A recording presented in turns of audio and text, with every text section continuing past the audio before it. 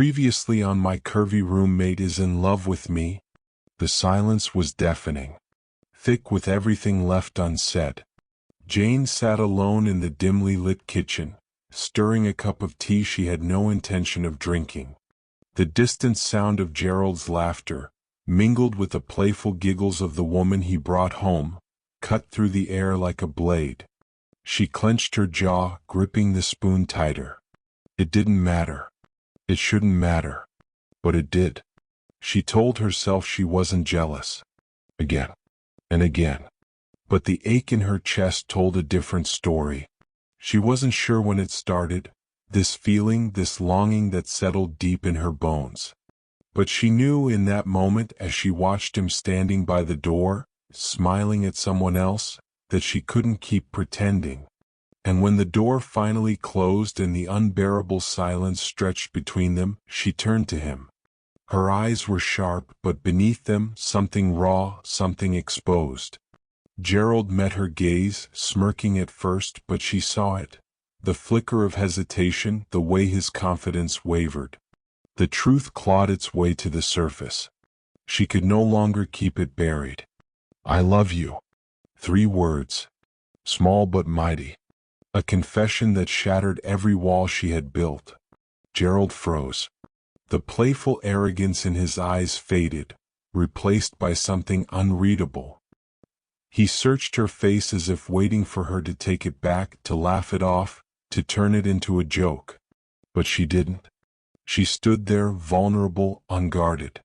And then, for the first time, she saw it. His hesitation. His uncertainty.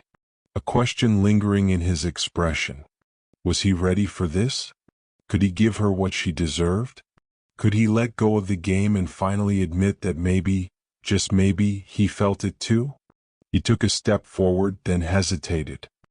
His fingers brushed against her wrist, barely a touch, but it sent a ripple through the space between them. A hesitation. A choice. A moment that could change everything. But was it too late? Now, the truth is out. The walls have crumbled. But is love enough? Or will everything fall apart? Tonight, the air is different. Thick with the weight of something unspoken. Something fragile. Jane and Gerald sit in silence, closer than they should be, yet miles apart. Their breaths uneven. Their hearts unsure. Then, it happens.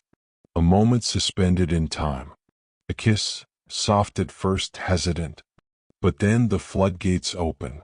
Desperation. Hunger. A silent confession neither of them dared to speak. In that moment, everything unspoken finds a voice. But words can be deceiving, and hope, a dangerous thing. Jane lies awake, staring at the ceiling, lost in thought. Gerald, beside her, lost in dreams. Jane listens to the sound of his breathing, steady, calm. Her heart, however, is anything but. Tonight something changed. A shift. A new beginning. Or so she believes. Sunlight filters through, warm, inviting. But something in the air is off. Morning comes like a cruel reminder. The warmth of last night still lingers in Jane's chest as she hums to herself. Coffee brews. A fresh start. But then Gerald enters. And before he speaks, before his lips even part, she knows. Knows that the words will cut. Knows that the hope in her heart is a fragile thing, and he is about to break it. "Jane, last night?" 2 words. Just 2 words, and already the walls begin to rise. He hesitates, his face unreadable. Cold. Guarded. "Gerald, I don't think I can do this. I'm not ready for what you want." The world tilts. The warmth of the night before turns ice cold. Jane swallows the lump in her throat, forcing a nod. She won't beg. She won't plead. Jane, just friends then. But the words taste like ash. Jane watches as another woman steps inside. Laughter, too bright, too sharp, fills the space. Rules were set. Boundaries drawn. But hearts don't obey rules, and boundaries are nothing but fragile lines drawn in shifting sand. Jane watches. She tells herself it doesn't hurt, that she agreed to this, that this is what just friends looks like. But then Gerald glances her way, and for a flicker of a second she sees it, the hesitation, the guilt, the unspoken regret, and suddenly, breathing feels impossible. Gerald stares at the ceiling restless, the weight of everything pressing down. He thought this would be easier, thought that keeping things simple meant keeping things painless. But now it feels anything but simple. And the truth is suffocating. Jane curled up, silent tears slipping down her face. Pain doesn't always come in crashing waves. Sometimes it comes in quiet moments, in the space between heartbeats, in the silence after a promise is broken. She thought that night meant something, thought it changed things. But now, she is the only one left holding on to it. Everything changed. A kiss, hesitant at first, then desperate, spoke the words neither Jane nor Gerald dared to say. For a fleeting moment, hope flickered between them. But morning came like a cruel reminder, and with it, Gerald's truth: he wasn't ready. Jane swallowed the pain, forced a smile, and agreed to be just friends.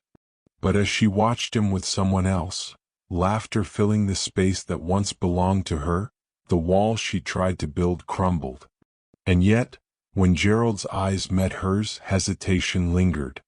Regret. Something unsaid. But is it too late? Jane moves about the living room, arranging cushions, adjusting the lighting, and setting the mood for her date with Dave.